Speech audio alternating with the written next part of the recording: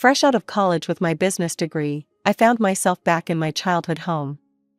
I'm Anna, 22 years old, and honestly, I hadn't planned on moving back in with my parents. But here I was. The job hunt didn't take long, thankfully. Within a week, I landed a position at Davidson Marketing with a pretty decent salary and promising performance bonuses. That evening over Mom's meatloaf, I shared my good news. I figured I'd stay here for about 3 months, save up some money, and then get my own apartment. The clinking of forks against plates stopped abruptly. Mom and Dad exchanged one of their looks, the kind that always meant trouble. Moving out? Mom set down her fork. Anna, you know I can only work part-time at the library because of my back problems. Dad cleared his throat. And things aren't great at the plant. There've been rumors of layoffs. We could really use your help with the bills, Mom added softly. And you wouldn't have to pay rent here. It just makes more sense, doesn't it? I stared at my half-eaten meatloaf, feeling trapped. They had a point, sort of. And they were my parents, after all. I guess I could stay longer. Life fell into a routine after that. I went to work, came home, paid the bills, and Mom made sure dinner was always on the table. It seemed okay, manageable even. Until last weekend, when my sister Sarah showed up with her husband Mike and their kids, Emma and Lucas. The change in my parents was like someone had flipped a switch. "Oh, my precious angels," Mom cooed, scooping up 4-year-old Emma while Dad swung Lucas onto his shoulders. "Sarah, darling, you look wonderful. How's everything going? Tell us all about what you've been up to." I stood in the doorway, watching as my parents fawned over their eldest daughter and her perfect little family. The way they hung on her every word, asking for details about the most mundane things, how her garden was doing, what new words Lucas had learned, how her book club was going. They'd never shown that kind of interest in my life, not even when I made Dean's List or won the business school's leadership award. "Anna, be a dear and put on some coffee," Mom called over her shoulder, not even looking my way as she bounced Lucas on her knee. Standing in the kitchen that day, listening to my family's laughter from the living room, I couldn't help but think back to how things had always been this way. Sarah, 7 years my senior, had always been the star of our family show, while I was relegated to the role of supporting cast. I remember sitting at this same kitchen table when I was 11, showing Mom my straight-A report card. She barely glanced at it before returning to her conversation with Sarah about college applications. "That's nice, Anna," she'd said absently, waving me away. "Sarah, honey, which universities are your top choices?" Those years were all about Sarah's high school achievements. Every dinner conversation revolved around her grades, her extracurriculars, her college prep. I'd sit there quietly eating my peas while Mom and Dad hung on Sarah's every word about her AP classes and college tours. Everything changed even more dramatically when Sarah got accepted to Brighton University. I was 11 at the time, and I still remember that dinner conversation like it was yesterday. "We're so proud of you, sweetheart," Mom had exclaimed, tears in her eyes. "We'll make it work, won't we, Robert?" Dad nodded solemnly. "We'll take out a student loan. Our Sarah deserves the best education possible." A week after Sarah left for college, they sat me down for a different kind of talk. "Anna," Dad said, his voice serious, "we need to tighten our belts for a while. The loan payments and Sarah's college expenses are significant." That's when things really changed. While my classmates got new phones every year, I kept my old flip phone until it literally fell apart. When I needed new clothes, we went to thrift stores instead of the mall. Christmas gifts became practical items like socks and school supplies. But they never forgot to send Sarah money. "Your sister needs to focus on her studies," Mom would say as she wrote another check. "We can't let her feel stressed about money." I learned my lesson early. At 15, I joined every club and academic competition I could find. I stayed up late studying, not just for good grades, but for perfect ones. I wrote essays for scholarship competitions until my hands cramped. Because I knew that there would be no student loans for me. It paid off. I got a full scholarship to state university, and I still remember the look of relief on my parents' faces when I told them. They wouldn't have to spend a dime on my education. Meanwhile, Sarah graduated, got a job in Brighton, and quickly married Mike, her college sweetheart. Within 2 years, she had Emma, and Lucas followed shortly after. My parents were over the moon. Their perfect daughter had created a perfect family. Now, every monthly visit turned into the same routine. Sarah and Mike would show up with the kids, and before I could even say hello properly, Sarah would be planning her weekend. "Anna, you'll watch Emma and Lucas while we go shopping, right?" she'd say, not really asking. Mike and I hardly get any alone time these days. The first few times, I tried to suggest that our parents could watch them instead. "Oh, honey," Mom would say, rubbing her back. "You know it's hard for me to keep up with young children. And your father needs his rest on weekends." So here I was, spending yet another Saturday watching Frozen for the 100th time with Emma, while Lucas tried to color on my bedroom walls. Sarah and Mike were off having lunch with friends, and our parents were puttering around the garden, occasionally peeking in to ask if I needed anything, as if they were doing me a favor. I tried to console myself with the thought that it was just one weekend a month. Just one weekend of being the free, reliable babysitter while everyone else lived their lives. A year passed in this monthly rhythm of babysitting and bills. I had almost gotten used to it, almost. Then came the phone call that would turn my already complicated life completely upside down. I was doing dishes after dinner when I heard Mom's phone ring. From the kitchen, I could hear her surprised, "Sarah? Oh, sweetheart, don't cry. Tell me what happened." Through sobs, Sarah explained that Mike's company had gone bankrupt without warning. They couldn't afford their rent anymore and had no savings. Could we maybe stay with you for a while?" Sarah's voice was so loud through the phone that I could hear it clearly.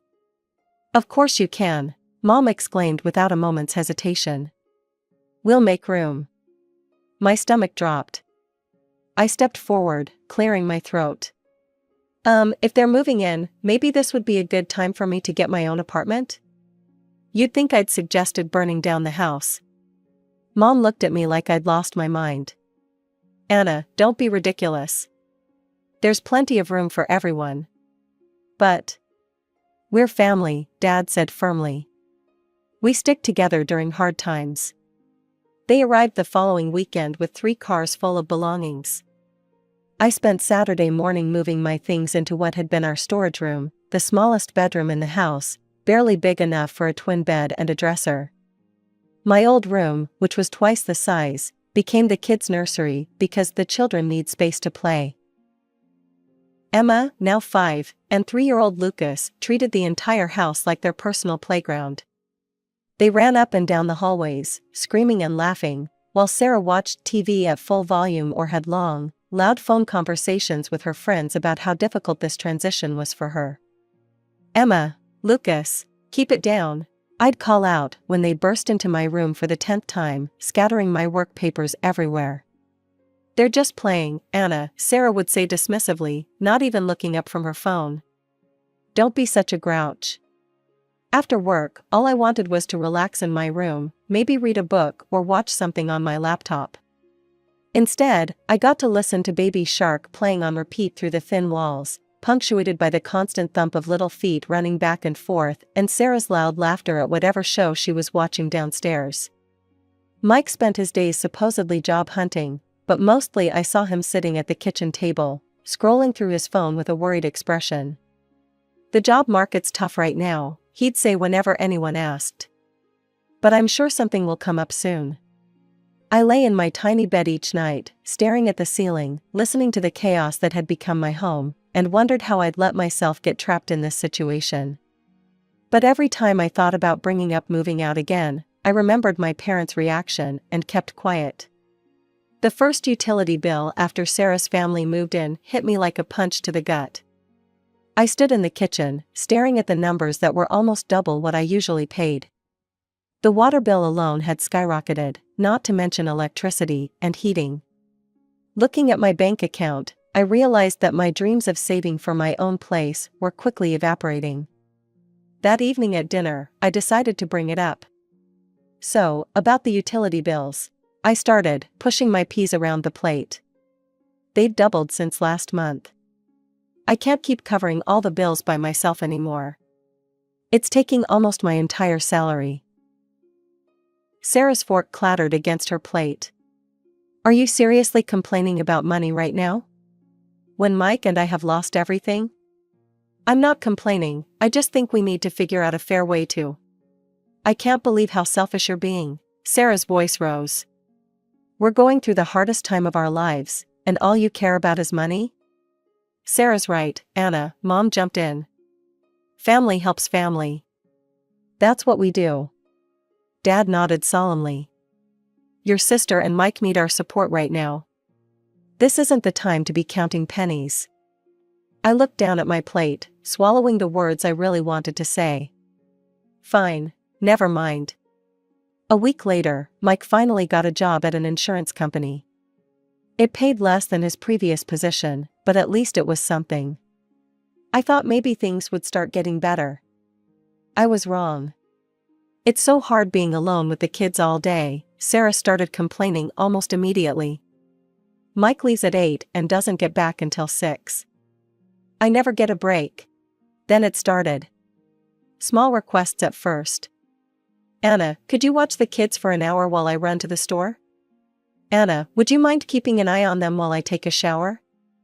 Before I knew it, these small favors had snowballed into something much bigger. I'd come home from work to find Sarah already dressed up to go out. Oh good, you're home, she'd say, grabbing her purse.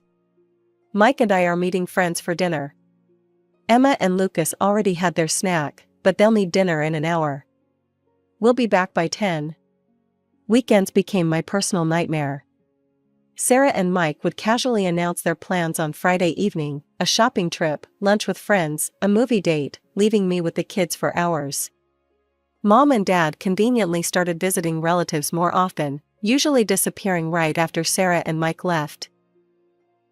So there I'd be, weekend after weekend, trying to keep Emma from drawing on the walls while Lucas had another tantrum because I cut his sandwich the wrong way. I'd spend my Saturdays cleaning up toys, making mac and cheese, and watching endless repeats of children's movies. By Sunday night, I'd be exhausted, my house would be a mess, and I'd still need to cook dinner for everyone. One evening, after a particularly exhausting weekend of childcare, I finally worked up the courage to say something at dinner. I need to talk to you all, I said, setting down my fork. I'm really tired. This situation with the childcare isn't working for me. Sarah's head snapped up, her eyes narrowing. What do you mean, isn't working? Are you saying you don't want to spend time with your own nephews? Mom reached over and patted Sarah's hand. Don't worry, honey. This is actually good practice for Anna. She'll need to know how to handle children when she becomes a mother herself someday. Think of it as training. And just like that, they went back to their usual dinner conversation, Sarah talking about her day, Mom and Dad hanging on her every word, Mike nodding along. I sat there, invisible once again, pushing food around my plate. Nothing changed after that conversation. If anything, it got worse. Sarah and Mike seemed to take my complaint as a challenge, finding even more reasons to go out. They'd be waiting by the door when I got home from work, car keys in hand. We're meeting friends at that new restaurant downtown, they'd say, already halfway out the door. Kids have had their snack. Thanks, Anna. Weekends became something I dreaded. I'd wake up on Saturday mornings with a knot in my stomach, knowing I'd spend the next 2 days watching Paw Patrol and mediating sibling fights while Sarah and Mike lived their best lives. Then came a Wednesday that changed everything. I was at my desk at work, trying to focus on a marketing report despite my exhaustion, when my friend Rachel stopped by my cubicle. Hey, want to do something fun this weekend? She asked, perching on the edge of my desk. A bunch of us are going to the Pine Ridge Ski Resort. Just a quick weekend getaway, leave Saturday morning, come back Sunday night. The slopes are supposed to be perfect right now. For the first time in months, I felt a spark of excitement. Friday evening, I was in my tiny bedroom packing my duffel bag, actually feeling happy about an upcoming weekend for once. I had just folded my warmest sweater when Sarah appeared in my doorway. "What are you doing?" she asked, eyeing my half-packed bag. "Packing for a ski trip," I replied, rolling up my thermal socks. "Going to Pine Ridge with some friends from work." Sarah's face darkened. "You need to cancel." I looked up, startled by her tone. "What? Why would I do that?" "Because," she said, crossing her arms, "Mike and I are going to Aunt Linda's 60th birthday party in Millbrook this weekend. Mom and Dad are coming too. You need to stay here with Emma and Lucas." I couldn't help but laugh, actually laugh out loud, at the sheer audacity of it all. "You're joking, right?" I said, continuing to fold my ski pants. "You can't seriously expect me to cancel my plans because you didn't bother to tell me about yours." Sarah's face turned red. "This isn't funny, Anna. You're being completely unreasonable." "No, what's unreasonable is assuming I'll drop everything at a moment's notice to be your personal babysitter. Again." Sarah's mouth fell open. She stood there for a moment, sputtering, before turning on her heel and storming out of my room. "Mom, Dad, Mike," I could hear her shouting down the hallway. "You won't believe what Anna's doing." I kept packing, my hands shaking slightly with anger. The thundering of footsteps announced the arrival of the cavalry. My tiny room suddenly felt even smaller as Sarah, Mike, and my parents crowded in. Mom's face was already set in that disappointed expression I knew so well. "What's this about you going skiing?" she demanded, hands on her hips. "Exactly what it sounds like," I replied, zipping up my duffel bag. "I'm going to Pine Ridge Resort with my friends for the weekend." "But you can't," Sarah exclaimed. "We have Aunt Linda's party." "No, you have Aunt Linda's party," I corrected her. I stopped what I was doing and turned to face them all. Why am I just hearing about this party now? Why wasn't I included in any of the planning? Mom hesitated, looking uncomfortable for the first time. Sarah jumped in, her voice dripping with condescension. "We all discussed it and decided this would work best for everyone. We go to the party, you watch the kids. It's the most logical arrangement." "You all discussed it?" I repeated slowly. "Without me? And decided what I would be doing with my weekend? How convenient." "Well, you can't exactly bring small children to a sophisticated party," Sarah sniffed. "Aunt Linda specifically said no kids." I shouldered my duffel bag. "Sounds like a you problem." "They're your kids, Sarah. Figure it out." "What's that supposed to mean?" Mike finally spoke up, frowning. "It means exactly what it sounds like. I have plans. I'm going skiing. Your children are your responsibility, not mine. If you can't bring them to the party, either don't go or hire a babysitter." "A babysitter?" Sarah screeched. "With what money?" Again, not my problem. I turned to face them all, suddenly feeling stronger than I had in months, maybe years. "Let me make this perfectly clear, I am going skiing tomorrow. I am done being your free, convenient babysitter. I'm done having my weekends hijacked, my plans ignored, and my life treated like it doesn't matter. If you need childcare, Sarah, that's your responsibility as a parent. Stop assuming I'll always be there to pick up your slack." The silence that followed was deafening. They all stared at me as if I'd suddenly started speaking in tongues. Sarah's mouth opened and closed like a fish out of water. Mom looked like she'd been slapped. Dad seemed to be trying to disappear into the doorframe. And Mike, well, Mike just stood there with that same confused expression he'd been wearing since his company went bankrupt. The moment of shocked silence didn't last long. Sarah's face crumpled, and she burst into theatrical sobs, covering her face with her hands. Mike muttered something that sounded distinctly like "ungrateful bitch" under his breath. "How dare you?" Mom's voice rose. "After everything we've done for you. You're being completely irresponsible." "Selfish," Dad chimed in, shaking his head. "Absolutely selfish." I stood there, my duffel bag still over my shoulder, watching my family turn into a Greek chorus of accusations. The words washed over me: selfish, ungrateful, inconsiderate, immature, each one meant to cut deep, to put me back in my place. Then Mom delivered what she clearly thought would be the knockout blow: if you walk out that door tomorrow, don't bother coming back to this house. To everyone's surprise, I burst out laughing. Not a nervous giggle, but a full, genuine laugh. They all stared at me as if I'd lost my mind. "You know what's funny?" I said, wiping tears from my eyes. "I'd been dreaming about moving out of this house for months. I just didn't have the courage to do it. But here you are, giving me the perfect excuse. So thank you, Mom." "Get out," Sarah shrieked, her fake sobs forgotten in her rage. "Just get out." Gladly, I pulled out my phone and dialed Rachel's number, putting it on speaker just to make a point. "Hey, Rach? Sorry to call so late, but is that offer to crash at your place still good? Not just for after skiing, but maybe for a few days?" "Of course," Rachel's cheerful voice filled the room. "I have a spare room. Want to come over now?" "That would be perfect. I'll be there in 20 minutes.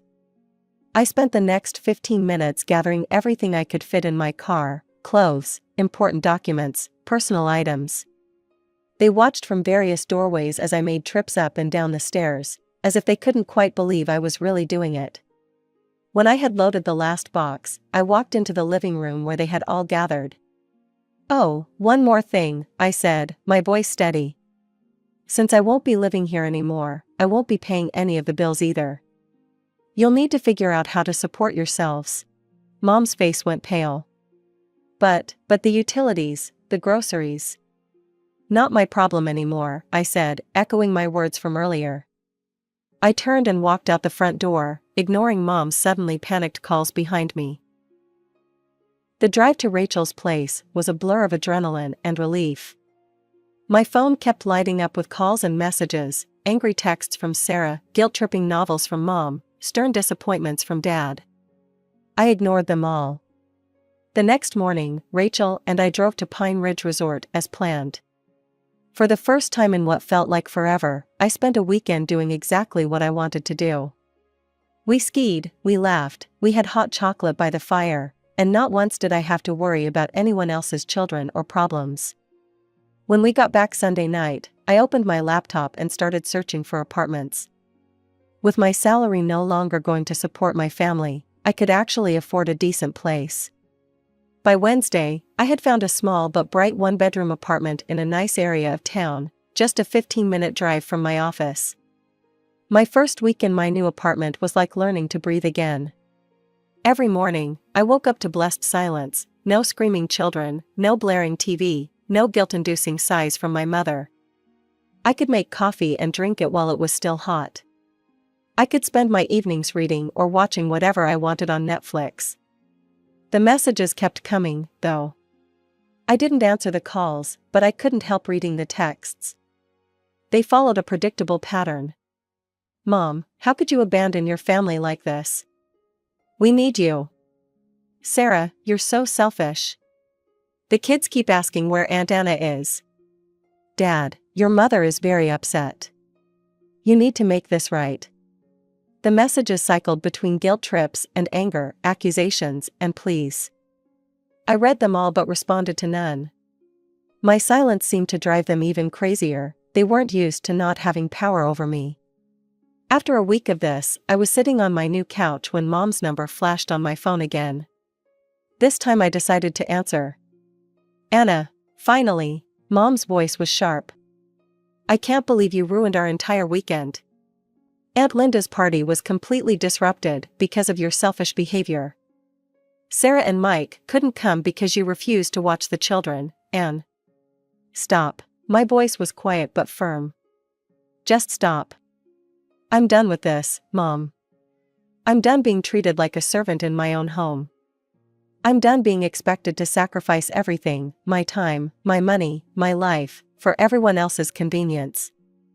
I'm done being the family ATM and free babysitter while being treated like I don't matter." There was a long pause on the other end. When Mom spoke again, her voice had changed to that wheedling tone I knew so well. "Honey, I know things haven't been perfect, but we're family. We need you. The bills this month, we're struggling without your help." "No, Mom. I'm done. Maybe someday we can have a relationship again, but it will be on equal terms. No more manipulation, no more guilt trips, no more treating me like a walking wallet or free childcare service. Until then, I need space to live my own life." I hung up and immediately blocked her number. Then I went through my phone and blocked them all: Mom, Dad, Sarah, even Mike. I blocked them on social media too. It felt both terrifying and liberating, like cutting anchor lines I hadn't even realized were holding me down. Maybe someday I'll be ready to have my family back in my life. Maybe, with enough time and distance, we can build something new, something healthier, with boundaries and respect. Or maybe we won't. Either way, I'm done sacrificing my own happiness and well-being to meet their endless demands.